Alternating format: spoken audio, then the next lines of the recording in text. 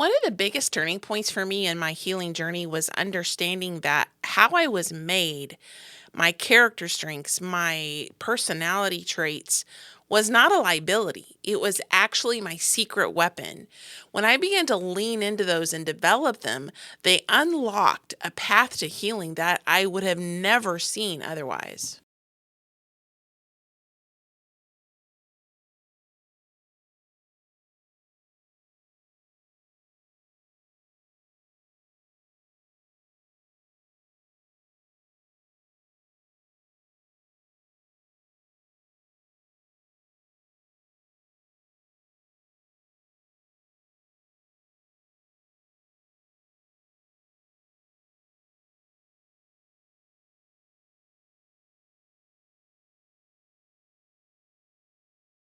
One of the signature points of this podcast is to help you develop personalized skills that help you overcome depression, to break free from anxiety, and to be able to develop your personalized skills in order to do that. And today we're going to be kicking off a series where we're going to talk about character strengths, which is one of my favorite topics ever, and helping you to be able to identify where you're strong and how to lean into that and to be able to use that to help you on your healing journey. If this is something you would like more information on, you would like to work with me on to be able to develop some of your own tools, you can reach out and schedule a 60-minute coaching session with me for a depression and anxiety breakthrough coaching session. You can do that by going to calendly.com/practical solutions for PTSD. That's calendly.com/practical solutions for PTSD. You can set up a 60-minute coaching session with me where we'll give you a win and it gets you started on the journey of developing your own personalized tools to combat depression and anxiety. So again, you can just reach out through calendly.com/practical solutions for PTSD. Today, I am talking about one of my favorite things to teach. When I was working for the Army as a master resilience trainer, we had multiple skills that we would go through and teach. And my absolute favorite was character strengths. Now, it can be a little challenging to teach sometimes, but I love this strength. Absolutely love this skill and the difference that it made in my own life. And to be able to start breaking this down a little bit and giving you at least a tip of the iceberg where you can start delving into it and seeing what you can do with it, I'm super excited. So, on top of that, I'm a little bit tired tonight. So, hopefully, I won't ramble. I'm going to try to keep this down to my normal about 20-minute session. But I want to give you a brief overview of what this is so that you can start getting a handle on this. And then we're going to talk about this, delve into it a little bit throughout the year.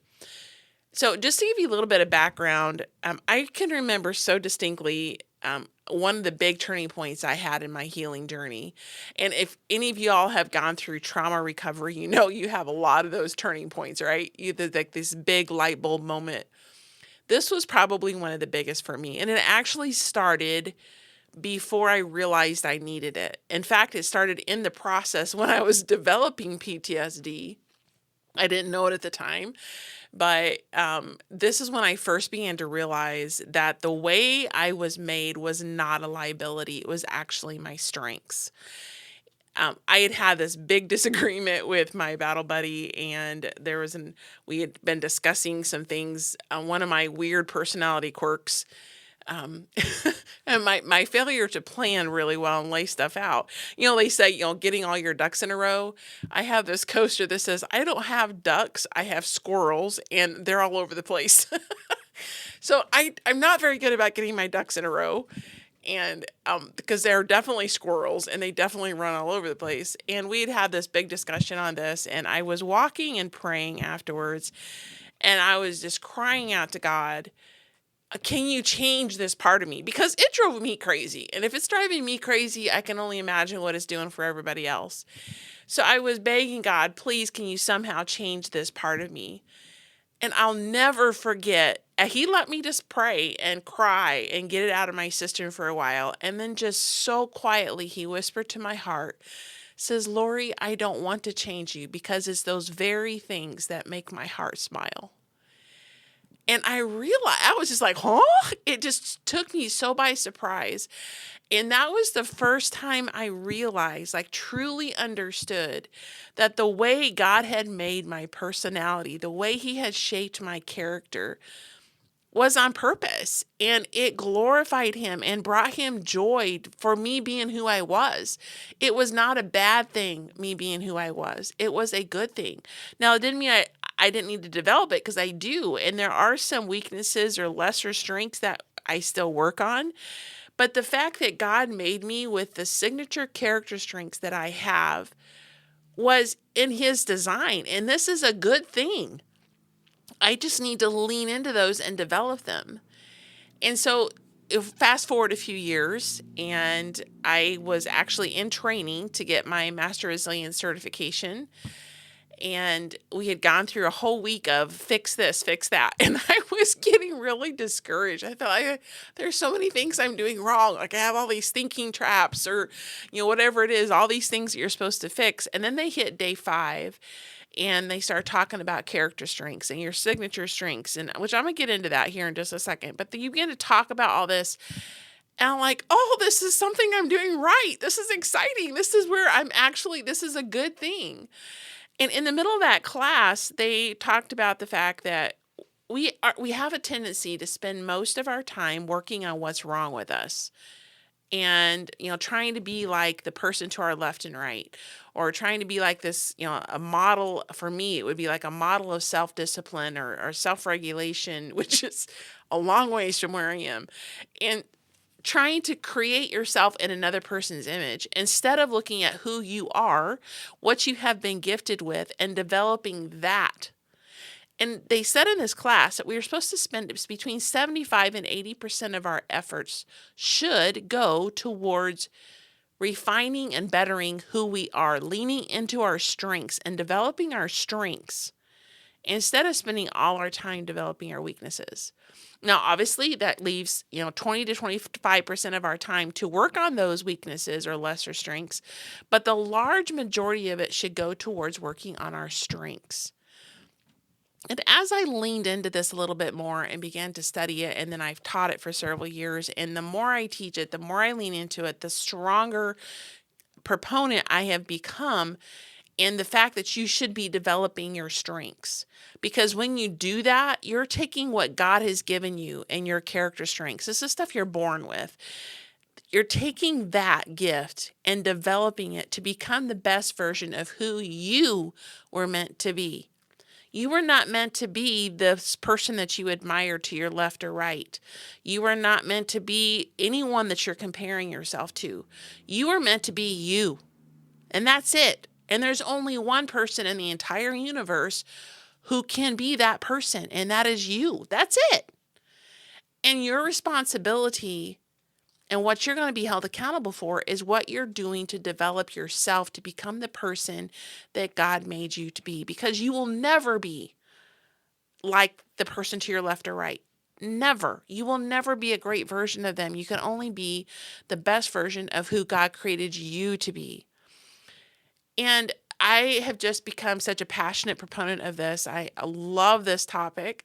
So what we're going to do is I'm going to give you an overview of what it is. And it's going to be a high-level overview. I can't get into it all the way because we'd be here for quite a while. And then I'm going to break it down. There's 24 character strengths. We're going to break it down and study each one throughout this year. So we're going to hit 2 a month. And we're going to go through this so you can get a handle on it. And I'll have some links to some free stuff that you can get from the Authentic Happiness website, where you can get the survey for yourself. You can follow along. You can develop this. I'll give you some tips along the way, and we're all going to learn together. And this is going to be loads of fun. Like I said, one of my absolute favorite topics. So let's get into this a little bit and talk about what character strengths are and what this is all about. So there are a lot of things out there that you can do to figure out what your strengths are. There are multiple different surveys. There's some that are very well known, like Strength Finders, and there's different personality things you can take, and character strengths, and all kinds of stuff. This one probably has, of the well-known ones, it has the most science behind it. It's called Values and Action Surveys, the survey that you take to discover what your character strengths are. It's hosted on the University of Pennsylvania website. You can just go to, I'll have a link in the notes. You can also contact me directly if you want that. Or you can just look up where you can take the Values in Action survey. There's one you can do for children as well. But what they did is they took all the character strengths across cultures and throughout time. So going back thousands of years and across multiple cultures, and they settled on 24 of them that would stand in any audience, any culture, and any time frame. So for those of you that have a Christian worldview, this would go clear back to the time of Genesis. And it's really, really ancient. This has been around forever. The Greek mythologists and the Greek scholars, it's all in there as well. So 24 character strengths. And then to help us kind of organize them, they set them up in 6 different virtues. Now, this isn't a hard and fast whatever. You have some bleed over, but it just helps us to be able to understand it a little bit better. And I'm going to have an attachment I'm going to put on the Facebook page. I'll also be sending it out in the email, so you have that as a reference. I'll be running through them. I don't know that I'll get to them today, but I'll be running through them as we go through this series. But there is a total of 6 virtues, and that is wisdom, which is a head strength. Number 2 is courage, which is heart strength. Number 3 is humanity, which is a strength of others. Number 4 is justice, which is a community strength. Number 5 is temperance, which is strength of self. And number 6 is transcendence, or strengths of spirit. And then there are the 24 character strengths are scattered across that. So this helps you to understand. When you take the Value in Action survey, you'll be answering a couple hundred questions, and they do it present it in different ways to be able to narrow it down a little bit better. And it'll figure out what they call the signature strengths are. And these are the ones that you're the strongest in, the ones that come very naturally to you. This kind of flow from you without even thinking. Typically you have around 5. You could have 4. You might have 6 or 7. And you'll know yourself best, so you'll be able to figure this out. But then once you identify those, then it's important to be able to lean into that and develop them a bit.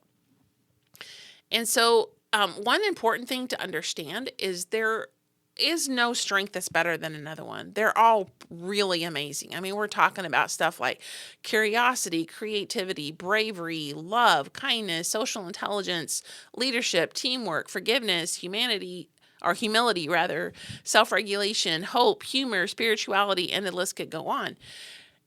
These are all phenomenal character strengths. So the order that yours are in, there's no good or bad. The fact that you have some clear at the bottom of the list of 24, it's not good or bad. It's just what it is. And whatever yours are, they're amazing, they're incredible, and the key is learning how to develop them. And also to understand that the terms with the definitions of the strengths within the context of this survey. So if you hear this from somebody else, it could come across, if someone talks about leadership and strength finders, it's going to be defined a little bit different than it is in the Values in Action survey. So understanding the definition of what that is, so you understand what it's saying, is also important. And then you have what they call your lesser strengths. And these are going to be the ones that are clear at the bottom of your survey, that are going to be listed as like 23, 24. They could be either lesser strengths or weaknesses, and that it hinges on whether or not you work to develop it. And you're the only one that can determine whether or not it's a weakness or a lesser strength. It would be a weakness if you're just like, that's how I am and I ain't touching it. So whatever, that is what it is. It's a lesser strength if it's something that you try to work on and develop, but it's still something you struggle with. And speaking of, you can develop character strengths.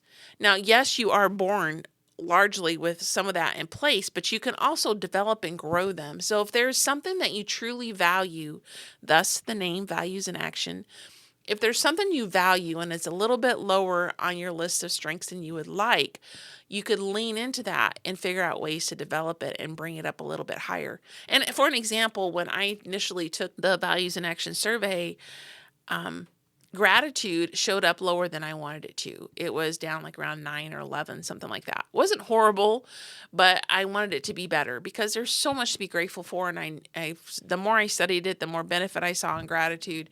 And so I began to lean into that and develop it until it would be higher now. Now, it's never going to get into my signature strengths, largely because I love my signature strengths and they are who I am. And I would never want to displace that. But it did come up higher than 11 or whatever it was initially. So you can develop them if you try and really lean into that. I've already alluded to the fact that self-regulation is way low. Every time I take this thing, self-regulation is like 23 or 24. You can't get any lower. It's like clear at the bottom.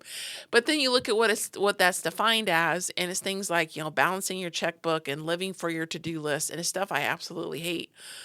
And so I have worked on developing that because I need to. I know I need to, but it's something I have to really, really work at. And we'll get into more of that as we go through that. But just to understand those three important principles, you have your signature strengths that are the things that are going to, like, this is what you lean into. It's very easy, very natural. You have your lesser strengths, which are the ones that are clear at the bottom that you have to work really hard at, and you can develop them. So another thing to understand about your signature strengths is these are the things, again, that you're super good at. And so it's very easy to get into what they call the shadow side, where you're overusing that strength, using it in the wrong context. Maybe you're using it to manipulate people because, again, you're really good at it. Or you could be devaluing the strengths of others. So an example of that is if somebody has the strength of zest and energy and they like to just go, go, go, go, go, go. Let's say they go out with someone who has the strength of appreciation of beauty. And the second person, the appreciation of beauty, loves to sit and absorb the beautiful sunset or the artwork and just think about the strokes and the way the position of the arms of the person in there, whatever it may be, where the person with zest and energy wants to just fly through the museum and be done with it. And so it's easy not to see the value of the other person because their strengths are nowhere near what yours are, and you don't see what they're bringing to the table and how the value that they're adding to that. And so this is where leaning into your strengths and developing them is so important because as I've taught this and I've watched it over the years, I've learned and I've come to the opinion that many of the things that you struggle with in life and many of the areas where you feel like you need to fix stuff, a lot of it comes down to your strengths being used in the wrong context and being overused, using them to manipulate people or devaluing the strengths of others. It's getting into that shadow side of your strength. And if you work on that, if you work on developing your strengths and how to use them properly, you will solve a lot of stuff and a lot of areas of conflict in your life. Not all of them. Obviously, I'm still not very good at self-regulation. I never will be. I do work at it consistently, but it's not something I will ever be just super great at. So understanding that and understanding when to pull other people in to help balance you out is also really important, and we'll talk about that as we go through this series. So you may be wondering, why am I bringing this into the context of a Practical Solutions for PTSD podcast? It's because it is so important to have tools at your fingertips that work for you and that work effectively for you. And understanding what your strengths are, you can begin to use those. Just like for me, I love to be creative. And so one of the big things that really helps me sometimes to be able to calm down and to handle anxiety symptoms is to sit down and do some adult coloring. Now, the complexity of that coloring will vary depending on how stressed out I am, but it's a great way to help me, and it taps into that character strengths of creativity. So if you're looking at, for anxiety, your strengths can provide calm for you. They can provide a point of focus and reassurance. And for depression, your strengths can help you reconnect to your energy source and where you find pleasure and giving you a sense of agency in your life, which is really important when you're breaking free from depression. And when it comes to seasonal affective disorder or seasonal depression, these strengths can guide engagement or gentle routines during low energy months. Now, we just We just covered hygge and how to personalize that by love language. Well, this is going to be something very similar. How can I create routines that tap into my signature strengths that help me combat depression, anxiety, or whatever it may be in my life that could really help me? Now, my housemate, one of her signature strengths is love of learning. And so one of the big things for her is to learn stuff. If she's going through a time that's really hard, if she has something that she can learn, it helps feed her soul and gives her strength to go on to the next point. So this is what we're going to be dealing with over the next year. We're just going to do a couple episodes a month. It's not going to be super overwhelming. We're going to dive into each one of these character strengths and talk about how you can develop them, what their shadow side is, what to avoid, and how to tweak this to fit within this community with PTSD, anxiety, depression, etc. How this particular strength can help you. We're going to do that over the next year. Again, 2 episodes a month, and it's going to be a lot of fun. I absolutely love this topic, and I hope you guys can catch the passion and the excitement and join me in this and be able to do that. So if you want to be proactive and go ahead and jump in and get that survey done so that you're ready when our next episode airs in 2 weeks, you can go to viacharacter.org/character-strengths. And I'll say that again. So it's www.viacharacter.org/character-strengths. And there'll also be a link in the show notes below if you can't track that. And I will be posting it in the Facebook group and sharing it in the newsletter. So if you haven't signed up for that, there's links in the show notes for that as well. And that'll get you squared away and ready to go. So until next time, we're going to sign off here. I hope you all have a fantastic weekend. We'll see you back here next week for some more great episodes, and in 2 weeks for our very first character strength that we're going to dive into. So have a great weekend. We'll talk to you later. If you still have questions or need a little bit of help, you can reach me at info@practicalsolutionsforptsd.com. That's info@practicalsolutionsforptsd.com. Hey, my friend, I hope you enjoyed today's episode. If so, would you please take 30 seconds and share it with someone you know who may be struggling with depression and anxiety? Also, would you please leave a quick review for the show? Knowing how this podcast is helping you fills my heart with so much joy, and it motivates me for future episodes. For now, it's time for Sam and I to head outside to enjoy some sunshine and fresh air. We'll see you back here on Tuesdays and Thursdays for more great episodes.